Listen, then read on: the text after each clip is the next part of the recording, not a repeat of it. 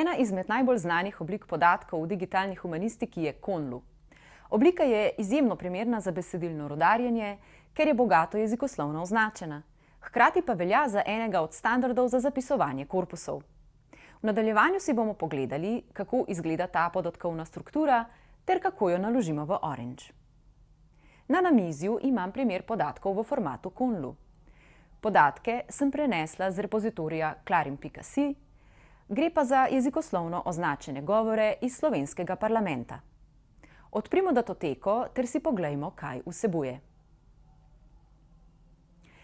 Datoteko pregledujem z urejevalnikom besedil in programske kode, v mojem primeru z Visual Studio Code. Program namreč barvno označi dele besedila, kar omogoča večjo preglednost. V Conlu formatu vsak razdelek predstavlja svojo poved. Na začetku vidimo 4 vrstice, ki se začenjajo z lojtro. Prva vrstica označuje identifikacijsko kodo dokumenta. Druga vrstica označuje identifikacijsko kodo odstavka. Tretja vrstica pa označuje identifikacijsko kodo stavka. Zadnja vrstica vsebuje poved, ki jo obravnavamo. V našem primeru: spoštovane kolegice poslanke, kolegi poslanci, gospe in gospodje. Sledi jezikoslovno označena poved z vsako pojavnico v svoji vrstici. Vrstica se začne z indeksom pojavnice, torej kje v povedi se pojavnica nahaja. V drugi vrstici je navedena pojavnica, torej beseda ali ločilo. Sledijo v tem vrstnem redu lema, torej osnovna oblika besede, njena univerzalna besedna vrsta, jezikovno specifična besedna vrsta, morfološke značilnosti pojavnice, nadrejena pojavnica, skladenjska relacija, sekundarne relacije ter druge oznake. Pri drugih oznakah se tipično dodajo imenske entitete, kar vidimo tudi v prikazanem primeru. Vidimo lahko, da je Conlu bogato označen format. Izjemno koristen je za jezikoslovce, vendar pa tudi drugi digitalni humanisti lahko iz njega pridobijo veliko informacij. Poglejmo si 3 primere, kako delati s formatom Conlu v Orangeu. Najprej naložimo majhen vzorec dokumentov v Conlu formatu. Povezavo do dokumentov najdete v opisu videa. Razpakirajte zip datoteko v mapo, na to mapo naložite z gradnikom Import Documents. Gotovo ste opazili, da je v mapi zgolj 10 dokumentov. Gradnik pa navaja, da jih je prebral 1641. Kako to? Gradnik namreč smatra posamezen govor za samostojni dokument, ki mu pripiše tudi pripadajoče metapodatke. Torej en govor poslanca, en dokument. Posamezna datoteka v Conlu formatu pa predstavlja posamezno sejo parlamenta, v kateri je govorilo več poslancev in poslank. Zato je na izhodu več dokumentov kot na vhodu.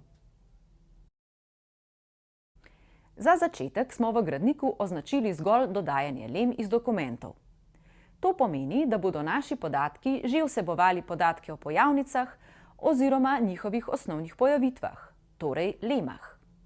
Poglejmo si oblak besed oziroma word cloud.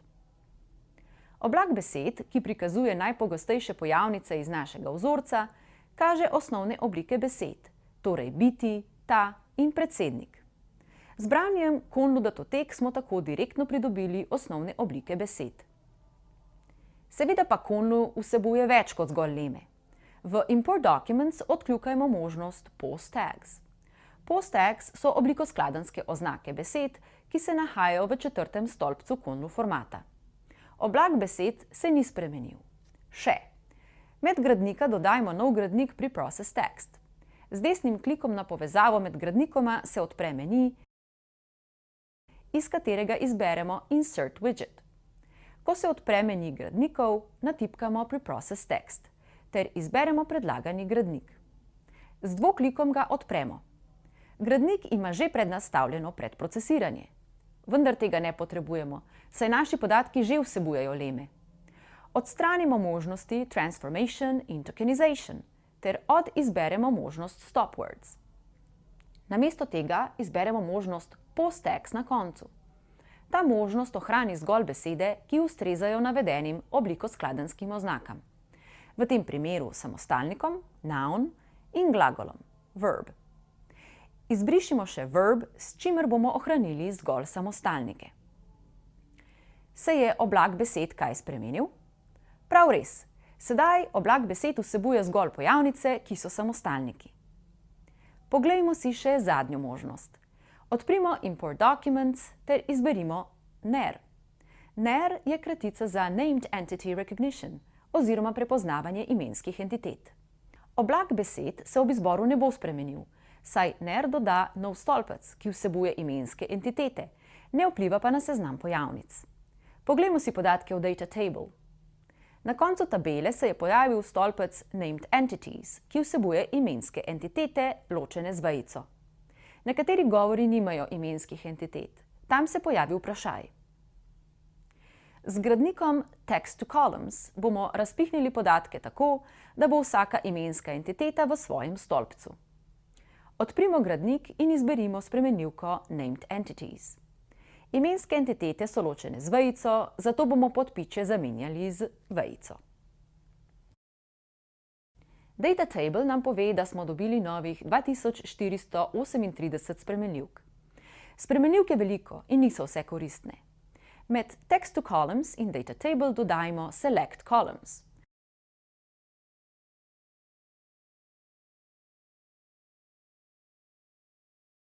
S Ctrl+A označimo vse spremenljivke na desni in jih prenesemo na levo stran. Tako jih odstranimo iz podatkov. Sedaj pa na levi poiščimo spremenljivko, ki jo želimo ohraniti, na primer Dunaj. Spremenljivko izberemo in prenesemo nazaj na desno. Sedaj imamo med spremenljivkami zgolj omembe mesta Dunaj. S klikom na ime stolpca uredimo dokumente po vrednosti stolpca. Najprej so dokumenti razvrščeni naraščajoče. Če kliknemo še enkrat, se razvrstijo padajoče. Na vrhu imamo 6 dokumentov, ki omenijo Dunaj, vsak po enkrat. Izberite jih iz tabele in si jih poglejte v gradniku Corpus Viewer. V videu smo spoznali delo s formatom Conlu. Sedaj razumemo, kako je format sestavljen in kako ga prenesti v Orange. Na 3 primerih smo si pogledali, kako lahko uporabimo pojavnice, oblikoskladenjske oznake ter oznake imenskih entitet za razumevanje korpusa.